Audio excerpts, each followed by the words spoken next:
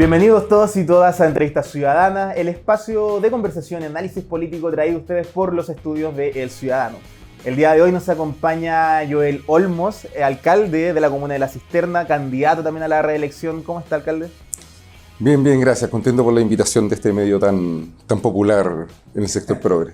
Gracias a usted por estar aquí para conversar respecto a algunos temas que han marcado la contingencia, temas también que van marcando la campaña.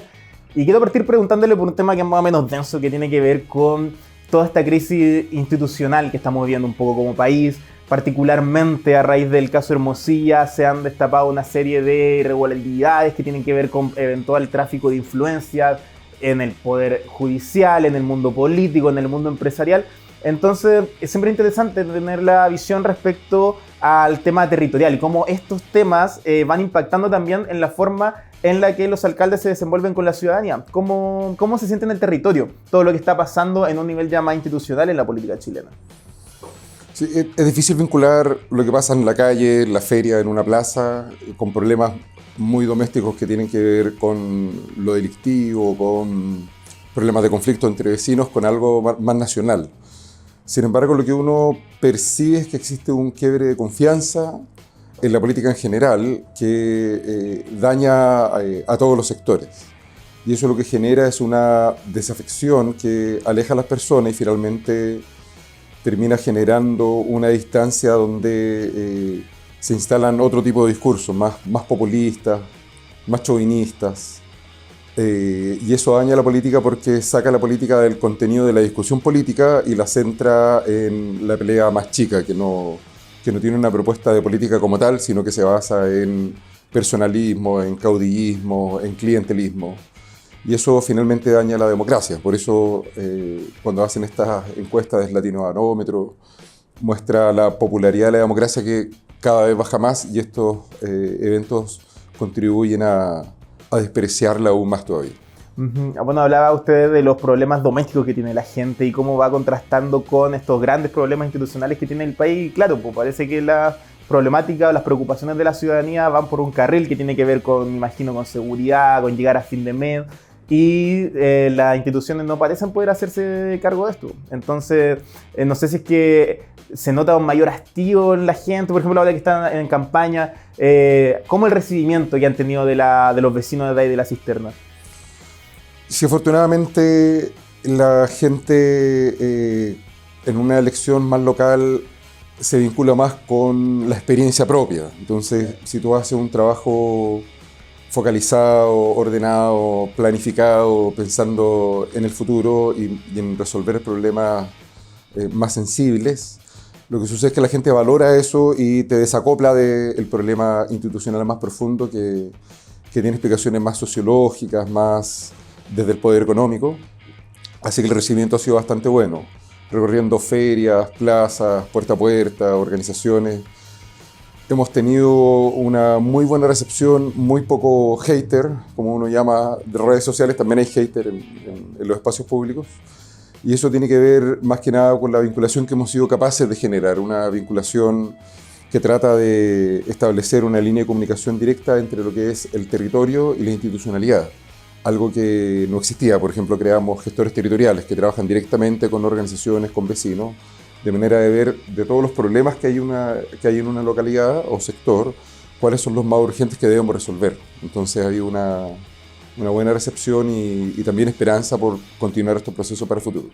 Perfecto, y también relacionado con la campaña, un detalle que llama la atención es que esta es la primera elección municipal con voto obligatorio, lo cual allá ahí se mete un detalle que genera más un factor que hace que todo esto sea un poco más impredecible. Entonces, ¿cómo se está abordando esto desde su campaña? El hecho de que va a entrar un bolsón de electores que probablemente nunca hayan votado antes y que quizá tienen una mayor desconfianza hacia el sistema político. ¿Cómo se está afrontando esto desde su candidatura? ¿Y cuál es el llamado que haría usted hasta estas personas que históricamente no han votado y que probablemente hoy día se enfrentan a la decisión de votar por primera vez?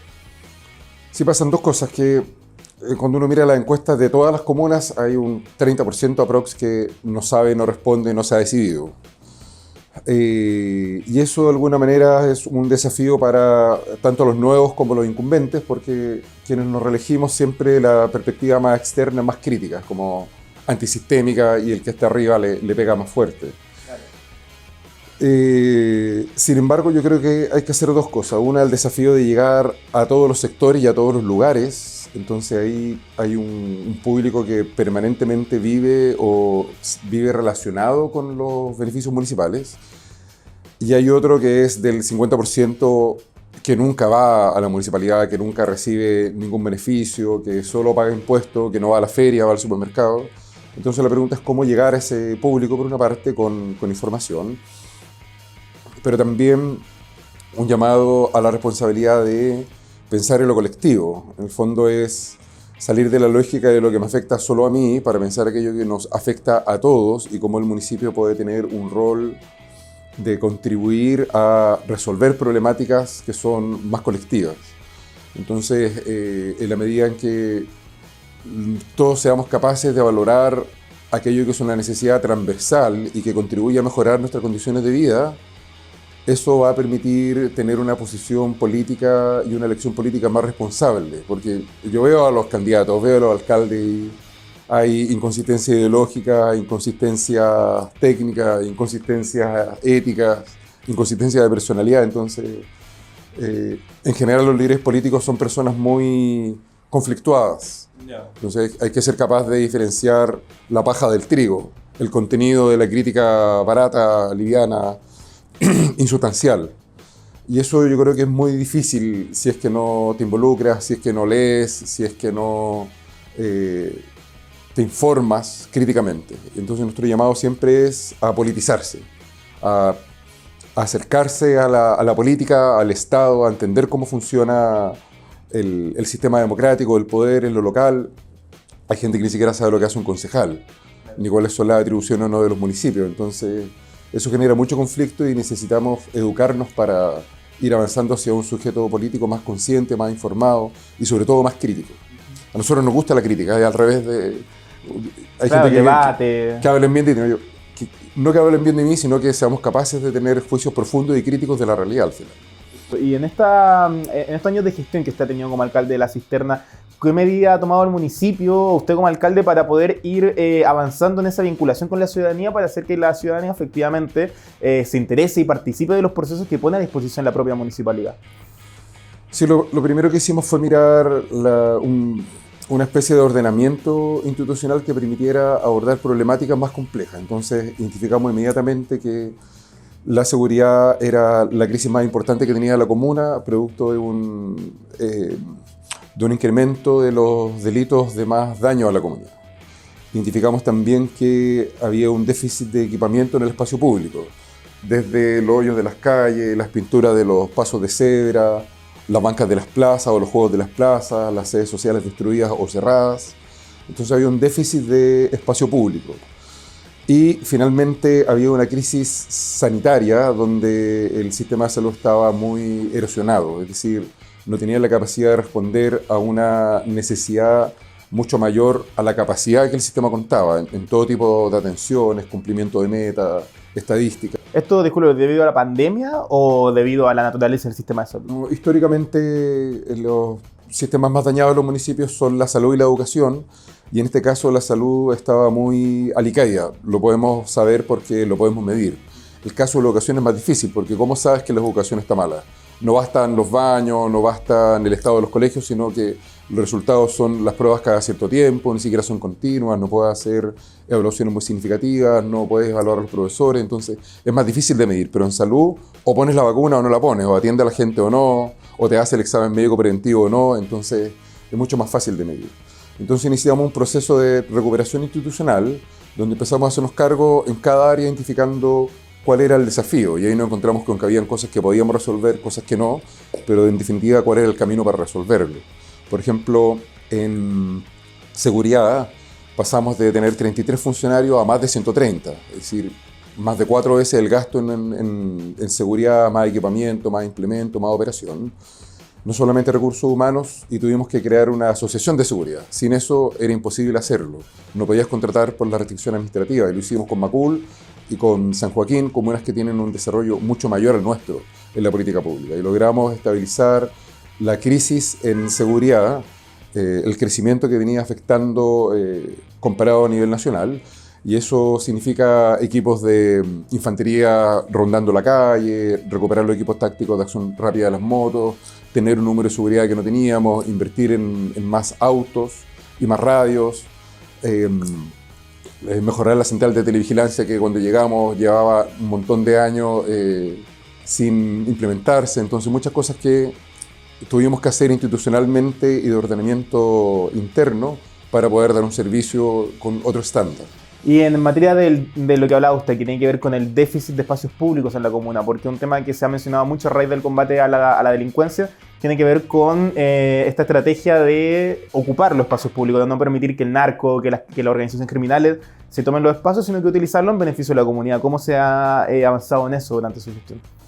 Hay dos dimensiones de esto. Está el espacio público, que es la calle, la plaza, ¿cierto? Y el espacio público, que es la sede social o la organización social, que de alguna manera disputa el control o la presencia de las personas en los espacios públicos, de manera de hacer retroceder otros fenómenos que tienen que ver con lo delictivo. Entonces, hay un proceso de reconstrucción y fortalecimiento del tejido social y hemos creado más. En algún momento vamos a pasar las organizaciones que existían versus las que hemos creado. Entonces, ha habido un incremento muy importante de la cantidad de personas que participan en alguna organización, que es baja pero ha crecido bastante.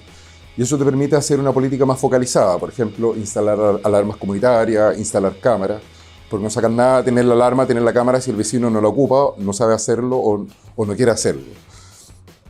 Hemos recuperado sedes conjuntas de vecinos que llevaban años con un candado en la puerta, ¿cierto? Y que ahora ahí he visto más actividad en 3 años que en 30 años. Entonces se ve que la comunidad se está organizando, está recuperando sus espacios y eso ayuda a hacer retroceder a lo delictivo, ocupando los espacios y también transmitiendo información para generar allanamientos, detenciones, traspasar información a carabineros, desalojar casas. Tuvimos el caso del edificio del Mal, vinculado a París, no sé si te acuerdas tú, el edificio Sergio Chepi. ¿Ya? A ver, esto que volaba la gente por la ventana, ya. Era de la cisterna. Ya. Y logramos recuperar, desalojamos 240 departamentos y eso volvió la paz al barrio. Es impresionante cómo la gente pasó de estar con una cara de estrés por no poder dormir por la bulla hasta las 5 de la mañana a un barrio que logró retomar la tranquilidad, un barrio bien histórico que es el barrio Famá de Chepi. Entonces ha habido un impacto muy significativo de recuperación de espacio público. Hemos hecho cerca de 6 veces más iniciativas de municipio en terreno que el municipio anterior, que tenía 50 al año, nosotros tenemos 300 al año. 6 veces más es algo impresionante y eso ha contribuido también a mejorar la vinculación con el vecino, que a la vez te permite en esta relación hacerte cargo de problemas más profundos. Por ejemplo, en la iniciativa de Salud en tu Barrio, creamos 12 sedes de atención en todas las periferias de la comuna, porque la gente no llegaba a los CESFAM, que tenemos un déficit de por lo menos 2 CESFAM que debiéramos tener más, y logramos que se inscribieran más de 15.000 personas, solo en nuestro periodo, es un número muy alto. Y eso nos permitió generar 10.000 atenciones más de médicos, es decir, pasamos de 40.000 atenciones de médicos a 50.000 atenciones de médicos, que es un crecimiento mayor al 20%. No sé si hay otra comuna en Chile que tiene un número expansivo tan importante con recursos municipales y que nos permitió hacer que toda la gente que esperaba atención por años que no había llegado al CESFAM pudiera tener su examen médico preventivo, acceso a remedios, acceso a atención médica vital, y eso mejora la calidad de vida y genera también un control que evita que la gente se descompense, caiga a la postración y finalmente termine hospitalizada o postrada o en una situación de riesgo vital. Alcalde, ya que estábamos conversando respecto a estas comparativas o cómo ha ido evolucionando la gestión municipal en comparación con gestiones anteriores, aprovecho de preguntarle respecto a la gestión del antiguo alcalde Rebolledo, un tema que ha sido comentado, tiene que ver con el boom inmobiliario que hubo durante su gestión. ¿Cómo ha afectado esto a la comuna y cómo se va congeniando, cree usted, el tema de la necesidad evidente de vivienda de la ciudadanía con la gestión del entorno urbano también? Claro. Pasan dos cosas, que nosotros no estamos en contra del edificio. Yo participé en las movilizaciones contra la invasión inmobiliaria producto del plan regulador anterior, entendiendo que no es lo mismo un edificio de 5 pisos que un edificio de 20 pisos. No tenemos nada contra los edificios de 5 pisos con estacionamiento, pero pasan dos cosas, que el boom inmobiliario lo que trajo a la ciudad finalmente fue la destrucción de los barrios, porque finalmente en este concepto de comuna dormitorio, lo que tienes es gente que sale en la mañana, llega en la noche, no tiene vinculación con su comunidad, hay problemas de potencia eléctrica, de potencia de agua, de alcantarillados colapsados y que inundan las casas con agua servida, de estacionamiento donde en calles doble sentido estamos teniendo que cambiar los sentidos porque se encuentran dos autos de frente con una pista ocupada y un desastre. Filas de 6 cuadras de la mañana para llegar a la Gran Avenida donde nunca había habido fila, robo accesorio vehículo, portonazo, entonces hay una incivilidad que conlleva la invasión inmobiliaria muy importante. Los servicios municipales no estuvieron preparados para eso. Y esto tuvo que ver con que el plan regulador se aprobó en el 2004 y del 2004 al 2018, 14 años, no se hizo nada, cuando un plan regulador debiera cada 10 años actualizarse, porque establece lo más importante, la altura de los edificios, la constructibilidad y también el tipo de actividad industrial que se puede desarrollar en un barrio. Entonces hay un barrio tranquilo y de repente te instalan un taller mecánico y el galleteo, el martilleo, el ruido, el olor, horrible. Y la gente resiente mucho eso en la vida. Hay gente con depresión, con ansiedad, tomando calmante, porque no puede vivir al lado de estas situaciones. Entonces hubo un daño muy importante del cual el municipio anterior es responsable. Es decir, el municipio anterior es responsable del abandono del espacio público, de la destrucción de la salud y la educación con cierre de colegios, con la invasión inmobiliaria que destruyó la comuna y que cuando yo llegué teníamos 87 proyectos de edificación aprobados del 2018 que no tengo cómo detener, que si dependiera de mí los votaría a todos, pero que no puedo hacerlo por la legalidad vigente, y que es una herencia de mediocridad y de corrupción del municipio anterior. Esa es la verdad. Cuando uno mira la historia del Departamento de Obras, hay documentos que no están, que ingresaron en algún momento donde no se sabe bien cómo lo hicieron, que lograron subsanar observaciones que no podían subsanarse, pero que cuando llevamos los casos al Ministerio de Vivienda me dicen que le dan la razón a la inmobiliaria porque se supone que actuó de buena fe. Entonces hay mucho problema. Y en ese sentido, ¿qué le parece que Rebolledo esté postulando nuevamente alcalde de la comuna? Sí, yo creo que eso es una expresión de la desintegración de la política, donde se construyeron reyes, caudillos que estaban por sobre los partidos, que estaban por sobre cualquier consideración ética moral, y que la aspiración del alcalde anterior de volver a ser alcalde tiene que ver con esta mirada de tratar de reconstruir un mundo en decadencia de vinculación de los negocios con la política, de autoritarismo, de maltrato, de mediocridad. Entonces yo creo que es una expresión muy caudillista que afortunadamente vemos que los vecinos no aceptan, pero que es el desafío de la política, convencer a las personas de que por un lado tenemos la probidad, la rendición de cuentas, la profesionalización, el mejoramiento de los sistemas públicos y por otro el estancamiento, el oscurantismo, la jerarquización absoluta de los servicios públicos, el maltrato y el autoritarismo, versus todo lo contrario, la probidad, la rendición de cuentas. Entonces son dos mundos que es muy difícil hacer dialogar porque parten de supuestos de lo humano muy distintos. La inclusión versus la exclusión, la integración versus la discriminación. Entonces es otra forma de ver la política finalmente. Alcalde, usted se presentó como candidato en las elecciones del 2012 y en las elecciones del 2016 y no le fue muy bien. Pero en las del 2021 dio un salto exponencial y ahí terminó convirtiéndose en el alcalde de La Cisterna. ¿A qué cree usted que se debió ese gran salto que dio de una elección a otra? ¿Y cómo se mantiene todo este apoyo de cara a la reelección ahora en octubre?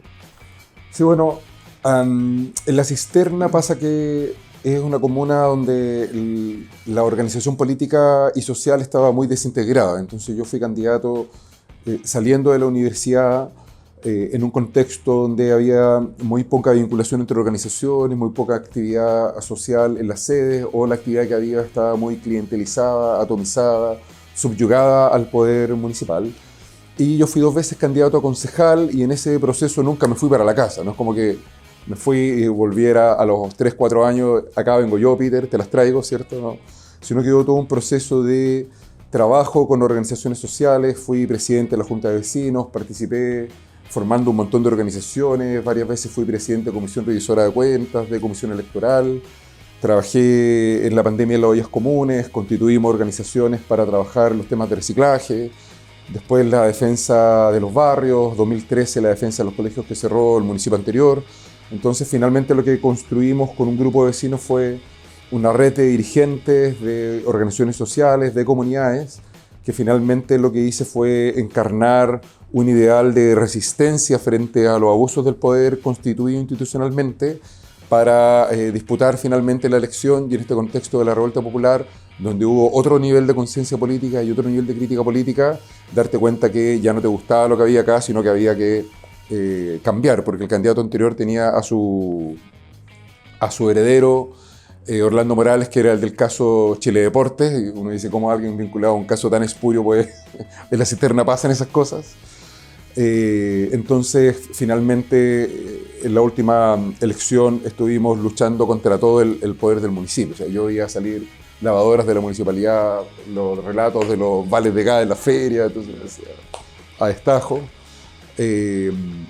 Todo el poder del municipio y su clientelismo apoyando a un sector. Y finalmente ese sector no logró, a pesar del poder económico que tenía, yo creo que gastaron, no sé si más de 10 veces lo que nosotros gastamos. Y aún así logramos ganar porque veníamos con este impulso de transformación que venía con la revuelta, con el apruebo. Y finalmente hemos mantenido esa línea, nunca hemos renegado de dónde venimos. Y eso también le da la confianza a la gente que sabe con quién está hablando y cómo se va a comportar. Claro, pero un factor que se ha cambiado es el hecho de que hoy día está apoyada su candidatura por partidos políticos que van desde el Frente Amplio, desde el Partido Comunista hasta la Democracia Cristiana. Usted hoy día milita en Acción Humanista. Entonces, ¿cómo eso cree usted que cambia la forma en que se aproxima a la conducción del municipio o a la política en general? Sí, yo en la universidad estuve en un grupo que se llamaba Nueva Izquierda. Y tuve harta experiencia política en la universidad. Y yo participé en la campaña de Hirsch también de la micro de Tomás, ya ni me acuerdo qué año fue. Juntos Podemos 2000, Más. 2000 creo que fue. Entonces siempre mantuve una buena relación o una cercanía al proyecto humanista. Y cuando estuve trabajando desde lo político, también fue el grupo formador de Alternativa Democrática, que después fue Frente Amplio, cuando salió Boric por primera vez de candidato. Claro, hay unos videos del presidente Boric en su momento apoyándolo como concejal ahí en las primeras candidaturas. En el Senado Universitario de la Universidad de Chile Juntos también, creo que el año 2010, aprox. Y formamos parte del grupo fundador del Frente Amplio después de Convergencia Social, ¿cierto? Con el movimiento autonomista. Entonces, no es como que yo me haya aparecido y gané la cisterna, sino que venía de lo que podría llamarse la elite de la dirigencia estudiantil para salirme allá e irme al barrio. 15 años de trabajo, y eso de alguna forma nutre una propuesta política que entiende que hoy día existe un proyecto, dos proyectos de sociedad, en realidad existen más proyectos, pero la gracia de este proyecto es que logra consensuar lo que es la democracia cristiana hasta el Partido Comunista y toda la diversidad que ello conlleva, pero que tiene en común el eje del progresismo, al centro. El progresismo con la recuperación de los espacios sociales, con la política al servicio de las personas y no de las empresas, ni de la política que es financiada desde las empresas con intereses espurios que destruyen las comunidades, y eso son la inmobiliaria, el confort que se colude, las farmacéuticas que se coluden con las farmacias. Tiene que ver también con lo que vimos con el caso Penta, ¿cierto? Ahora lo que se sabe con Hermosilla, con la Universidad San Sebastián. Entonces, nosotros estamos ajenos a eso y tratamos de poner siempre los intereses de las personas y de las comunidades. Entonces, cuando uno mira este contexto extremadamente violento, donde gente se mata por una camiseta de fútbol, ¿cierto? Por un celular, pero también desde el Estado existen, o desde sectores políticos existen visiones criminalizadoras de la pobreza. El pobre es pobre porque quiere, porque es flojo, porque es tonto, porque es delincuente, porque es adicto, ¿cierto? Nosotros no creemos eso, creemos en la dignidad de las personas, en la dignidad de los pobladores, de los vecinos, de las comunidades y en su derecho a establecer un camino de desarrollo propio para vivir mejor colectivamente. Entonces, somos todos los contrarios a estos discursos que hablan contra los pobres, contra los extranjeros, contra la diversidad sexual, contra la diversidad religiosa, con discursos que son hegemonizantes, que eliminen la diversidad para que no se exprese y así uniformizar en un proyecto político de desarrollo que está al servicio de los poderosos, al final de los intereses de quienes quieren que no cambie nada, ¿cierto? De las grandes empresas, de los grandes poderes, de los bancos, y finalmente que la gente siga viviendo como está y que no viva mejor.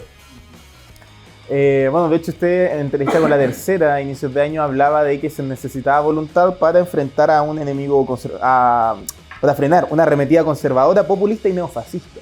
¿A quién se refería particularmente? ¿Republicanos, Chile Vamos?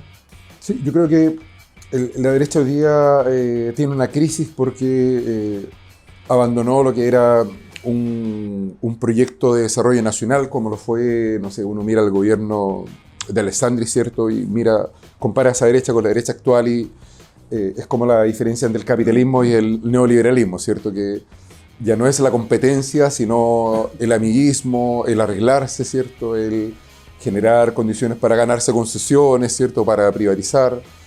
Entonces, el sector económico chileno no es un sector de una economía capitalista basada en la competencia, sino basada en el privilegio. Y eso se ve en la banca, recordamos la crisis del salvataje de la banca, ¿cierto? Y a quién benefició. Se ve en la minería, se ve en la pesca, con los derechos de concesión, de extracción, y en la minería en el norte. El problema gigante entre la pequeña minería, la mediana minería y la gran minería, ¿cierto? Entonces hay un patrón común que trata de establecer esta defensa de privilegios a todo nivel.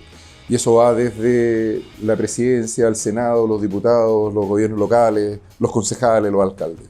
Entonces nosotros tenemos que generar otro modelo de desarrollo basado en otro poder que tiene que ver con la organización de las personas finalmente. Y con otra forma de entender la vida, de reproducir la vida y de cómo el gobierno local debe estar al servicio de los intereses de los vecinos finalmente. Y de cómo podemos ocupar la riqueza del Estado, que es la riqueza de todos nosotros, para generar inversión social, que genere movilidad social, que genere organización, que genere conciencia, politización, que genere más riqueza finalmente, y más riqueza que se distribuya entre los vecinos y no que se vaya para otro lado. Alcalde, hemos hablado de varias de las iniciativas que ha impulsado su gestión en la Municipalidad de La Cisterna, pero a un nivel más personal. ¿Cuál diría usted que es la política pública que ha impulsado su municipio, de la cual usted está más orgulloso? Sí, cuando uno mira la inversión social, hay dos conceptos. Una inversión para ayudar a las personas que más lo necesitan, que se denomina inversión de subsistencia, y otra inversión que tiene que ver más que nada con generar capacidades. Entonces, por ejemplo, en la subsistencia, nosotros entregábamos una canasta de alimentos que era horrible, de marcas que nadie conocía, de cosas que la gente no necesariamente valoraba, que gastábamos 13.500 pesos en una canasta. Entonces la gente, tú ibas a la municipalidad y había una fila de 100 metros, de 200 metros de gente que estaba 6 horas esperando para llevarse esa canasta. Y nosotros pasamos hoy día a una tarjeta de alimentos donde la gente elige lo que va a comer, lo que va a comprar y de la marca que lo va a comprar y de la cantidad que lo va a comprar, ¿cierto? Hay paquetes de 1 kilo de azúcar, paquetes de 3 kilos de azúcar.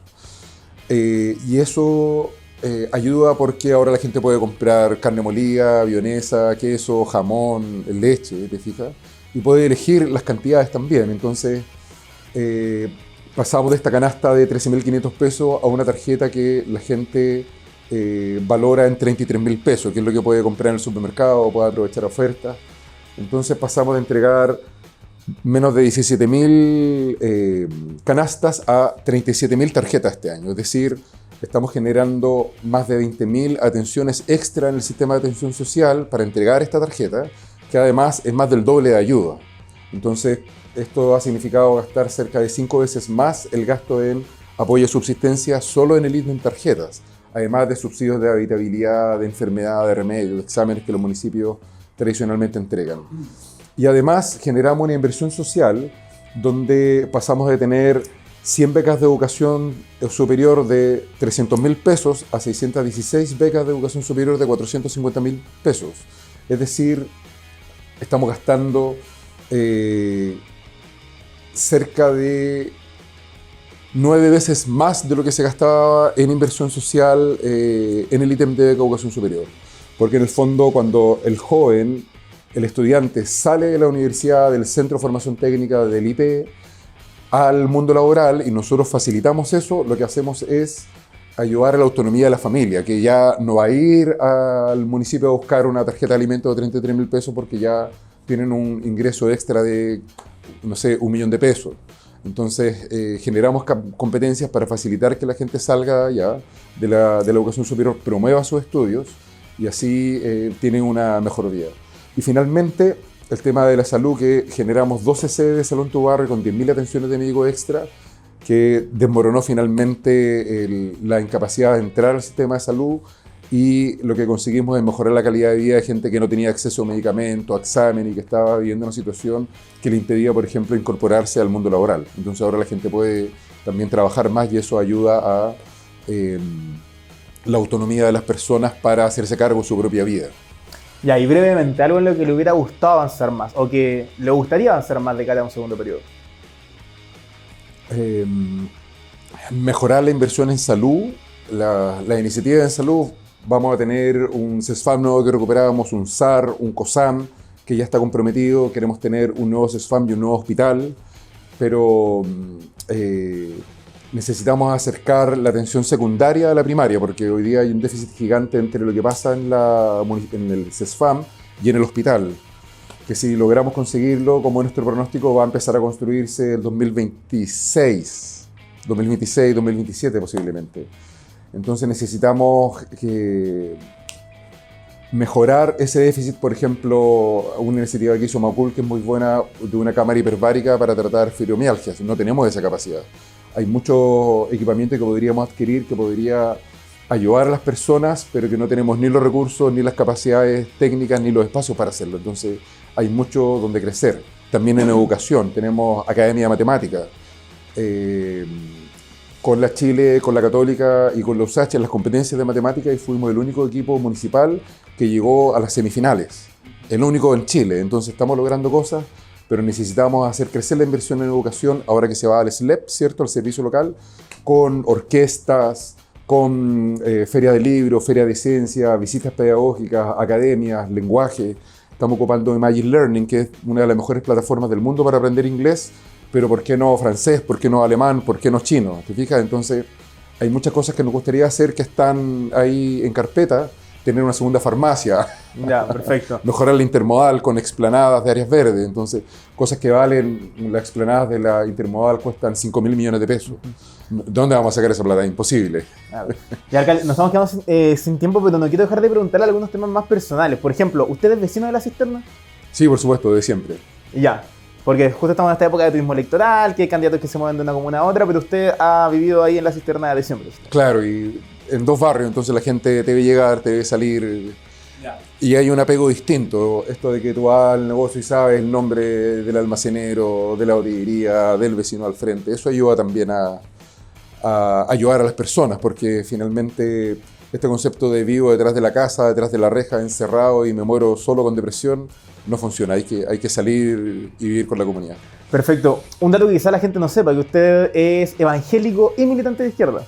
¿Cómo se congenian estas dos convicciones en su foro interno? Sí, yo me acerqué a la política desde lo social y desde lo espiritual. Estuve en Ingeniería en la Chile en el Grupo Bíblico Universitario, fui coordinador allá, partí en el Grupo de Acción Social e Ingeniería, de a poco me fui acercando a la política y terminé siendo presidente de Ingeniería en la Chile, del Senado Universitario, estuve en la FECH también, como consejero FECH. Entonces fue un camino muy vinculado y que se ha reflejado también ahora.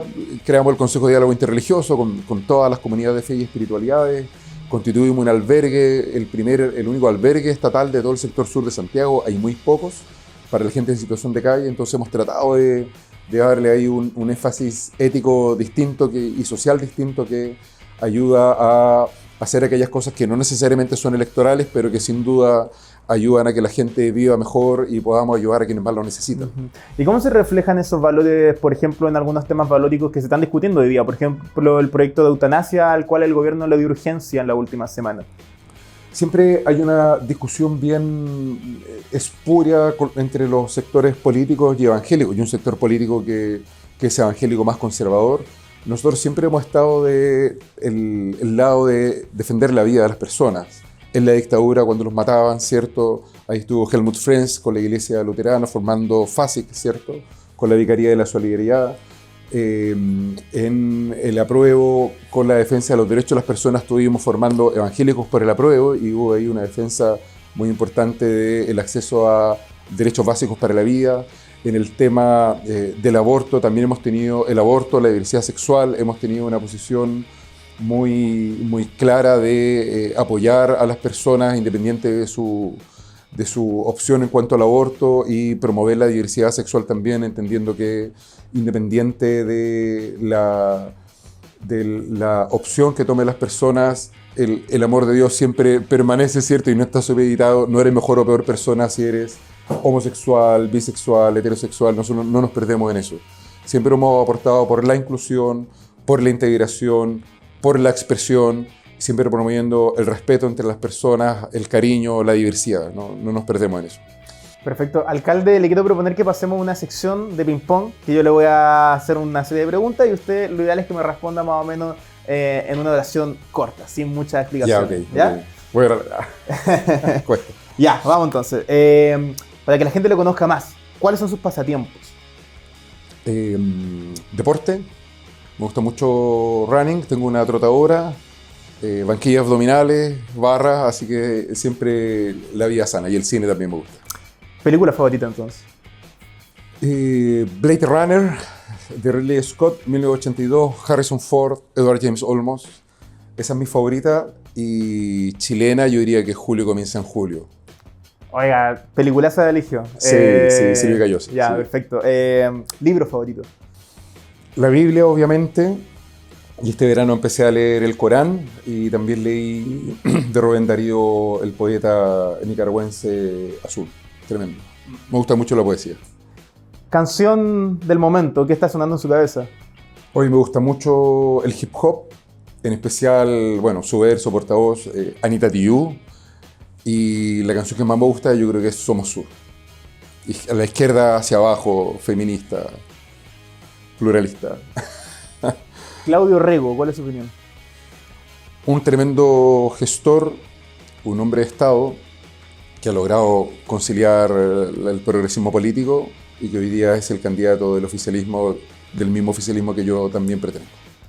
Michelle Bachelet, ¿cuál es su opinión? Hoy la presidenta Bachelet, un gran legado y hoy día un faro de razonabilidad, de compromiso con un sistema político en decadencia, con una discusión política muy básica. Marcela Cubillos, ¿cuál es su opinión? Expresión del poder económico y de cómo los intereses quieren supeditar a la política desde todos los espacios. Y finalmente, Joel Olmos, alcalde de La Cisterna, ¿cuál es su lugar favorito de La Cisterna? Me gusta mucho el barrio cívico, el sector de Gran Avenida especialmente, que es el más histórico, la Plaza de los Bomberos, que en los 60 era el espacio de encuentro político de los candidatos. Finalmente, los espacios donde nos encontramos como vecinos e independientes de las diferencias, nos respetamos y nos queremos también. Hay una vida juntos viviendo y vamos a estar 40 años más viviendo ahí, así que tenemos que cuidarnos. ¿Cómo se le imagina en 40 años la comuna? Uy, en 40 años... No le pongamos 40, 10 años. En 10 años, con otros niveles de inversión pública, con vecinos más contentos, con espacios, con mejor equipamiento y con una comunidad afiatada, unida y con una mucho mejor proyección para el futuro, como gente que más consciente de su propia vida y de su papel y de la necesidad de integrarse con el municipio para trabajar en comunidad. Perfecto, Joel Olmos, alcalde de La Cisterna, candidato ahora a la reelección. Muchas gracias por estar aquí con nosotros en Entrevista Ciudadana. Y nada, nuestros auditores los dejamos invitados a seguirnos en redes sociales, informarse de la contingencia nacional e internacional en www.ciudadano.com. Muchas gracias, Axel.